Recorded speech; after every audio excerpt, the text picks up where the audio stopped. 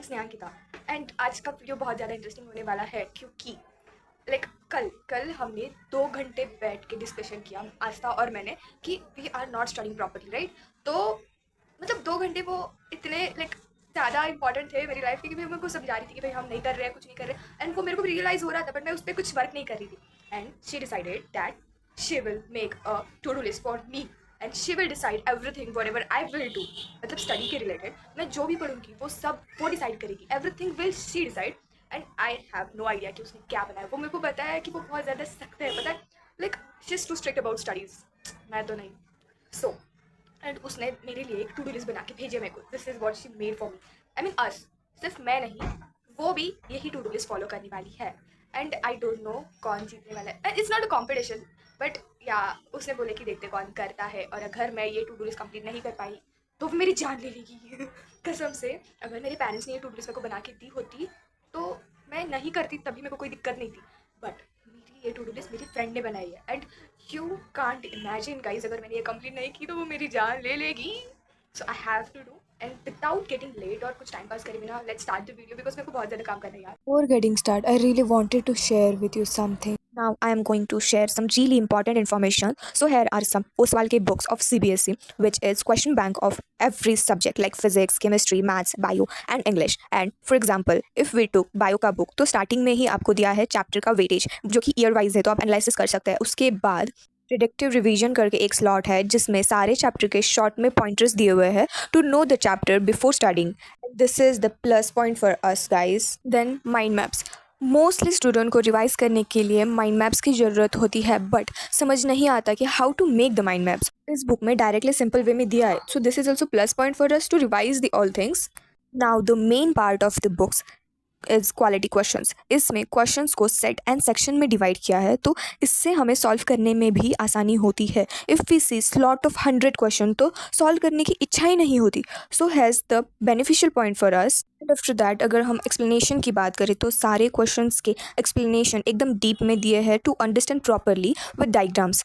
Mostly books में directly option right option दिया जाता है, एक्सप्लेनेशन नहीं दिया जाता, तो has the plus point. And lastly हमें रिवाइज करने के लिए नोट्स मिल रहे in short pointers. So now I told you some info about the Oswald books and I really think that this book are worth it. If you're really interested, मैंने description में link दिया है, check it out.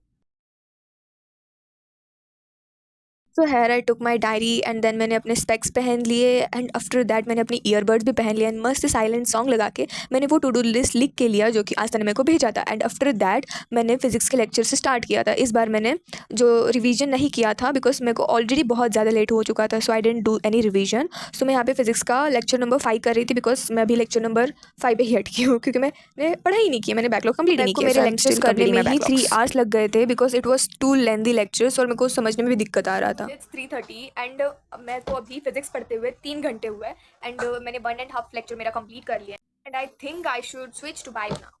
यहाँ पर मैंने अपने physics को book को बंद कर दिया एंड मैंने बायो का बुक निकाला। मेरी यहाँ पे कैपेसिटी बिल्कुल भी नहीं थी पढ़ने की but I really didn't have any other option, I have to study because मैंने 2 दिन पूरे बर्बाद कर दिए। तो मेरे को उसका बैकलॉग भी करना है, मेरे पिछले बैकलॉग्स तो है ही मेरे सर पर, तो वो भी मुझे कंप्लीट करना है। तो मैंने ना रिवीजन किया थोड़ा सा बायो का एंड आफ्टर दैट मैं लेक्चर करने बैठ गई एंड उसको भी मुझे बहुत ही ज़्यादा टाइम लगा था क्योंकि उसके लेक्चर्स एंड रिवीजन दोनों मैंने किया था and it was just while studying bio. मैंने ज़्यादा रिकॉर्ड नहीं किया था क्योंकि मैं फ़ोन से ही लेक्चर कर रही थी, मेरे पास दूसरा फ़ोन नहीं था। 32 राइट नाउ एंड मेरे 2 स्टडी सेशन हो गए, मैंने 2 घंटे का किया था एंड उसमें मैंने बायो के नोट्स एंड लेक्चर किया एंड मैंने केमिस्ट्री का एक लेक्चर किया एंड अभी मैं मैथ्स करने जा रही हूँ।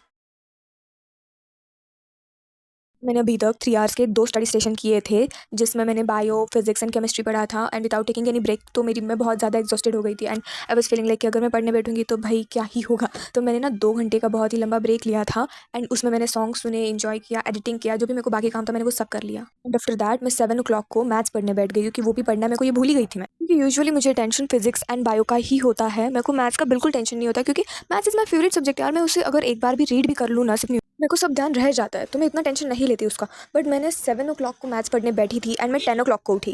सो ये भी मेरा 3 आवर का स्टडी सेशन हो गया था जो कि थर्ड था एंड भाई इतना प्रोडक्टिव मेरे को लग रहा था इतना पढ़ने के बाद। मैं टोटल 9 आवर्स पढ़ी हूँ दिन में and it's very productive for me because मैं इतना ज़्यादा मोस्टली नहीं पढ़ती हूँ and I was totally surprised. है is my to do list का पिक एंड मेरे सारे टास्क कंप्लीट हो गए थे, बस फिजिक्स के numerical and revision of Oswal and bio के एमटीजी के क्वेश्चंस रह गए थे। तो यहाँ पे मैं एनसीईआरटी रिवीजन कर रही थी एंड अपने नोट्स का रिवाइज भी कर रही थी, बिकॉज मेरी बिल्कुल कैपेसिटी नहीं थी कि मैं न्यूमेरिकल्स एंड ऑल करूँ, क्वेश्चन सॉल्व करूँ। मैं फुली एग्जॉस्टेड हो गई थी, मैंने लाइक पूरा दिन पढ़ा था। सो लाइक मैंने ऐसे सोचा कि भाई बायो ही करते हैं क्योंकि रिवाइज करना था। इट्स सिंपली वे या मेरा background and the way I sit please ignore करना।